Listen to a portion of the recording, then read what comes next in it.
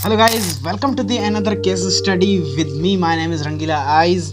तो आज का जो केस है, ये केस तो ऐसा एक केस है जो यूएस आर्मी ने पूरा निचोड़ा था इस केस को, इस केस से सबूत निकालने के लिए, लेकिन उनको कोई सबूत नहीं मिल रहा था। मतलब सोचो कि एक लड़की है जिसका एक इंसान ने मर्डर किया है, वो मर्डरर पुलिस की आंखों के सामने है, लेकिन पुलिस उसे गिरफ्तार नहीं कर पा रही है। क्यों?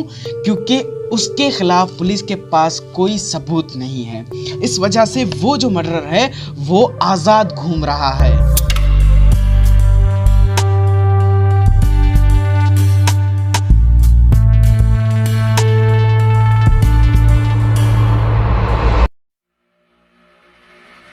नादिया थी तो एक इंडियन लड़की, लेकिन वो हाल ही में अपनी फैमिली के साथ पेंसिल्वेनिया के स्टेट फिलाडेल्फिया में रह रही थी। नादिया पढ़ाई में काफ़ी ज़्यादा तेज थी, उसका मन हमेशा पढ़ाई में लगा रहता था, वो सिर्फ अपने फ्यूचर के बारे में सोचती रहती थी। लेकिन अचानक से एक दिन नादिया की मुलाकात भूपेंद्र सिंह डग्गन से होती है। भूपेंद्र से मिलने के बाद नादिया बिल्कुल ही ज्यादा चेंज हो जाती है। वो पहले अपनी पढ़ाई में बहुत ही ज्यादा मन लगाती थी एंड उसी में ही खोई रहती थी। तो जब नादिया ने भूपेंद्र को देखा तो वो उसकी तरफ बहुत ही ज्यादा अट्रैक्ट हो गई। वो दिन रात भूपेंद्र से फोन कॉल्स पे बात कर रही थी एंड कभी कभी तो वो चोरी या अपने घर वालों से लड़कर भी भूपेंद्र से मिलने जा रही थी। Basically I am trying to say कि नादिया को भूपेंद्र से लव होने लगा था एंड इसीलिए वो अपनी पढ़ाई पर भी पहले जितना मन नहीं दे पा रही थी। मतलब पहले जितना क्या, बिल्कुल ही नहीं लगा सक रही थी। नादिया की जिंदगी का इतना बड़ा चेंज देखकर उसके घर वाले उसे समझाने की कोशिश करते हैं। नादिया को भूपेंद्र के अलावा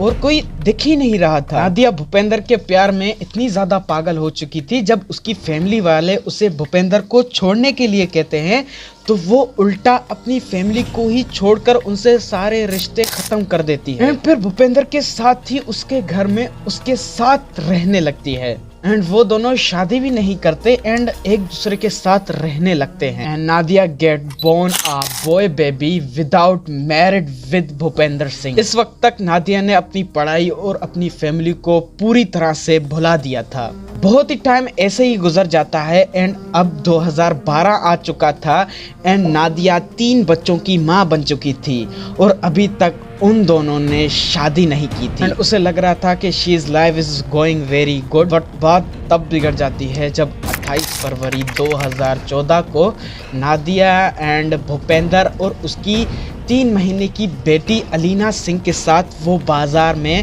घूमने जाते हैं। अभी वो मार्केट घूम ही रहे थे कि अचानक से नादिया की बेटी को सांस लेने में तकलीफ होने लगती है। नादिया और भूपेंद्र उसे संभालने की कोशिश करते हैं, लेकिन उसकी तबीयत में कोई भी सुधार नहीं आता। नादिया अपनी बच्ची की तबीयत को लेकर बहुत ही ज्यादा परेशान हो जाती है एंड वहीं दूसरी तरफ भूपेंद्र एक ऐसा कदम उठाता है यहाँ पर जिसका कभी नादिया ने ख्वाब में भी नहीं सोचा था। दरअसल मरती हुई बच्ची को छोड़कर वो वहां से ये कहकर भाग जाता है कि इसको अब तुम ही संभालो, मैं कुछ नहीं जानता। नादिया अब कुछ कर पाती इससे पहले उसकी बेटी बिल्कुल चुप हो जाती है।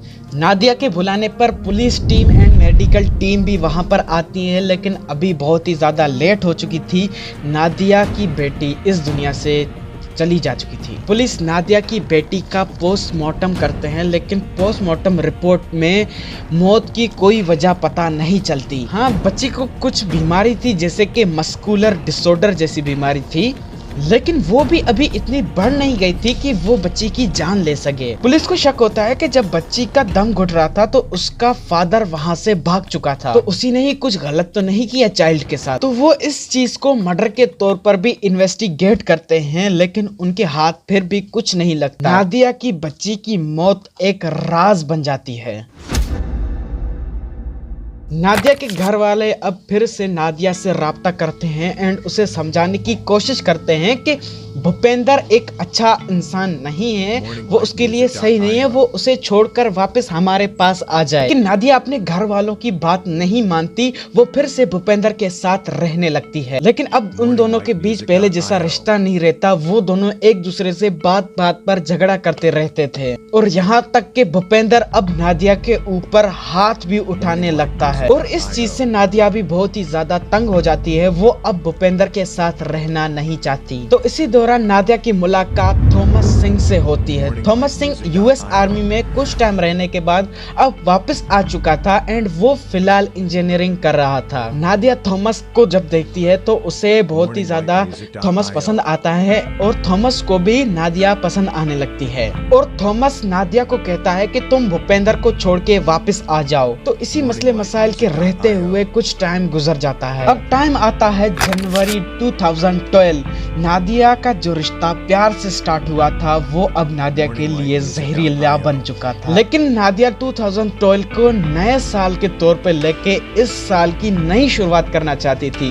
वो फिर से अपनी पढ़ाई करने लगती है। नादिया अब डॉक्टर देखने का ख्वाब देखती है और वो मेडिकल इंट्रेंस टेस्ट की तैयारी करना शुरू कर देती है। 2014 के इसी जनवरी महीने में नादिया का प्री मेडिकल एग्जाम का जो टेस्ट था वो एक्सेप्ट भी हो जाता है। इसी बीच फरवरी 2014 में भूपेंद्र को कहीं से थॉमस सिंह और नादिया के बारे में पता चल जाता है और इसी बीच नादिया और भूपेंद्र के बीच बहुत ही ज्यादा लड़ाई हो जाती है एंड भूपेंद्र नादिया को बहुत ही ज्यादा मारता भी है। इसके बाद नादिया अपने भाई खालिद मलिक को फोन करती है और उससे मदद मांगती है। 9 फरवरी 2012 बहन की यह हालत देखते हुए खालिद जो है बहन की मदद करने के लिए भूपेंद्र को फोन करता है और फिर भूपेंद्र जो है खालिद से फोन पर ही बहुत ही ज्यादा बहस करना स्टार्ट कर देता है एंड पीछे से जो है नादिया की रोने की आवाजें आ रही होती हैं एंड वो कह रही होती है कि इसने मुझे कैद कर रखा है, ये मुझे बाहर भी जाने नहीं दे रहा। अब खालिद कुछ कह पाता इससे पहले भूपेंद्र फोन कट कर देता है और खालिद के फिर कई ज्यादा फोन करने के बाद कोई फोन नहीं उठाता। इसके बाद खालिद बहुत ही ज्यादा डर जाता है एंड वो पुलिस को फोन करता है एंड पुलिस को सारा किस्सा समझाता है। फिर पुलिस फौरन ही नादिया और भूपेंद्र के घर जाती है लेकिन उस घर में कोई भी नहीं होता। पुलिस उस जगह पर जो है छापे मारती है जहां पर भूपेंद्र जाता था लेकिन वहां पर भूपेंद्र नहीं दिखता। 9 फरवरी की रात ऐसे ही गुजर जाती है एंड नादिया और भूपेंद्र का कोई भी अता पता नहीं चलता। भूपेंद्र के पास ब्लैक कलर की निसान कार थी तो पुलिस शहर में ये खबर फैला देती है कि जिसको भी ये ब्लैक कलर की निसान कार दिखे वो प्लीज पुलिस को खबर दे। और ऐसे ही कुछ दिन गुजर जाते हैं एंड कुछ भी पता नहीं चलता उन दोनों के बारे में। लेकिन अचानक से नादिया के मोबाइल से खालिद को मैसेजेस आने लगते हैं। ये मैसेजेस जो है भूपेंद्र कर रहा होता है, वो खालिद को चैलेंज कर रहा होता है कि अब तुम अपनी बहन को पूरे यूएस में ढूंढ लो लेकिन वो तुम्हें नहीं मिलेगी। अब तुम कभी भी अपनी बहन को नहीं देख सकोगे। पुलिस नादिया का फोन ट्रैक करती है तो पहले तो नादिया का फोन फिलाडेल्फिया में ही था लेकिन कुछ टाइम के बाद वो ओहायो की तरफ चला जाता है। पुलिस की एक टीम ओहायो की तरफ चली जाती है एंड वो उस घर का भी पता लगा लेते हैं जहां पर भूपेंद्र रह रहा था। भूपेंद्र को जैसे ही पता चलता है कि पुलिस उसे ढूंढते हुए उसके घर तक पहुंच चुकी है तो वो चुपचाप से भागने लगता है। पुलिस वाले भूपेंद्र को पकड़ लेते हैं और फिर पुलिस जो है भूपेंद्र से पूछताछ करती है 1-2 घूंसे मारने के बाद, लेकिन वो बोलता है कि मैं कुछ भी नहीं बताऊंगा, मैं अपने वकील के आने के बाद ही बात करूंगा। भूपेंद्र के जेब में, भूपेंद्र के पैकेट में नादिया का फोन मिलता है। ऑब्वियसली वो फोन उसके पास था लेकिन अब नादिया कहाँ थी? उसके जेब में जो है उसके पॉकेट में एक की भी मिलती है। पुलिस को लगता है कि ये वही ब्लैक कलर की निसान कार है लेकिन नादिया कहाँ थी? तो भूपेंद्र कहता है कि नादिया को तो मैंने फिलाडेल्फिया में ही छोड़ दिया है और मेरी कार भी उसी के पास है। लेकिन भूपेंद्र की जो है बात यहाँ पर झूठी लग रही थी क्योंकि नादिया की जो फैमिली वाले थे उनका कहना था कि कार की सिर्फ एक की है और वो की भी अगर भूपेंद्र के पास है तो नादिया कैसे कार को बिना की के चला रही है। भूपेंद्र के चेहरे पे चोट के भी निशान थे तो भूपेंद्र कहता है कि वो जब लास्ट टाइम नादिया से मिला था तो उन दोनों की फिर से लड़ाई हुई थी एंड नादिया ने उसके ऊपर हमला किया था तो ये उसके निशान हैं। अब पुलिस की और भी कई ज्यादा टीम नादिया के केस के पीछे लग जाते हैं एंड नादिया का केस पूरे फिलाडेल्फिया में मशहूर हो चुका था। लेकिन सबके मुंह में सिर्फ एक ही सवाल था कि वो ब्लैक कलर की निसान कार एंड नादिया दोनों कहाँ हैं। नादिया की ढूंढा ढांडी करना 10 फरवरी को स्टार्ट हुआ था एंड अभी टाइम आ गया था 20 फरवरी। पूरे 10 दिन गुजर चुके थे। अभी तक पुलिस को नादिया की तरफ से कोई जानकारी नहीं मिली थी। लेकिन एक दिन अचानक से पुलिस के Marple town shift police department में एक अननोन कॉल आती है। उस कॉल पे जो था वो पुलिस को बताता है कि आप जिस गाड़ी को ढूंढ रहे हो वो शायद फिलाडेल्फिया के मार्केट स्ट्रीट के 13F स्ट्रीट पर काफी दिनों से खड़ी हुई है। वो अपना तो नहीं बताता, लेकिन वो सिर्फ इतना कहता है कि मुझे लगता है कि ये कार वही है। अगर आपको चेक करना है तो आप आकर चेक कर सकते हो। एंड फिर पुलिस फौरन ही उस जगह पर पहुंचती है एंड उस लोकेशन पे सच में एक ब्लैक कलर की निसान कार खड़ी होती है एंड वो कार पूरी तरह से बर्फ से ढकी होती है।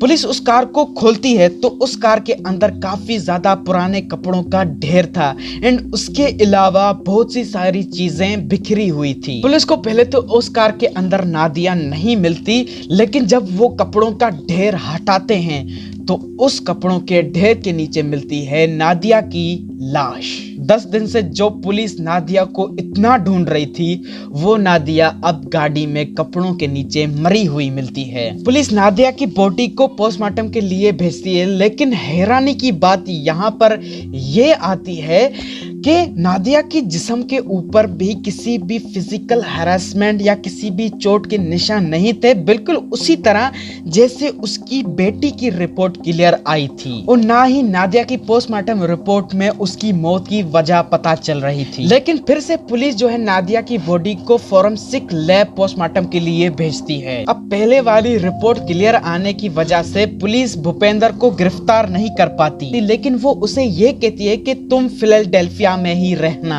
लेकिन पुलिस की बात को ना मानते हुए अप्रैल 2014 में भूपेंद्र कहीं चला जाता है एंड पुलिस उसे फिर से गिरफ्तार करती है एंड इस बार उसे जेल में डाल देती है। लेकिन कुछ टाइम के बाद भूपेंद्र को कोर्ट की तरफ से बेल मिल जाती है एंड वो फिर से आजाद हो जाता है। फॉरेंसिक रिपोर्ट को आते आते 8 मंथ लग जाते हैं एंड सबको यही लग रहा था कि शायद इस रिपोर्ट में कुछ ऐसा मिलेगा जिसकी मदद से पुलिस नादिया के बॉयफ्रेंड भूपेंद्र को नादिया के मर्डर केस के सिलसिले में गिरफ्तार कर पाएगी। लेकिन सब शॉक में उस टाइम पे चले जाते हैं जब सबको पता चलता है कि इस रिपोर्ट में भी नादिया की मौत की वजह पता नहीं चली और यहाँ तक कि ये भी नहीं पता चला कि आखिर वो मरी कैसे। एंड फाइनली पुलिस कोर्ट को भूपेंद्र के खिलाफ कोई भी सबूत नहीं मिलता तो वो उसे गिरफ्तार नहीं कर पाती। लेकिन कोर्ट जो है भूपेंद्र को नादिया के घर वालों को $10 मिलियन देने का ऑर्डर देती है। पुलिस अब जितने भी पैसे दिलवा ले, लेकिन सच तो ये था कि पुलिस नादिया के कातिल को जो है सजा एंड नादिया को इंसाफ देने में नाकाम हो जाती है एंड नादिया के केस को अनसोल्ड केस के हमेशा के लिए बंद कर देती है।